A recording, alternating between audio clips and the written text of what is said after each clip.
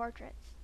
There was a hunter in the woods, who after a long day of hunting was in the middle of an immense forest.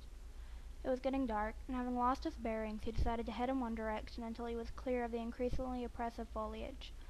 After for what had seemed like hours, he came across a cabin in a small clearing. Realizing how dark it had grown, he decided to see if he could stay there for the night. He approached the door and found it ajar. Nobody was inside.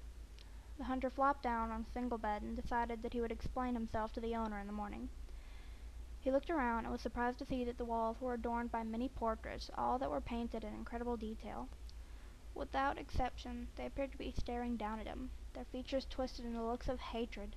Staring back, he grew increasingly uncomfortable, making a concerned effort to ignore the many hateful faces. He turned to face the wall, and exhausted, he fell into a restless sleep.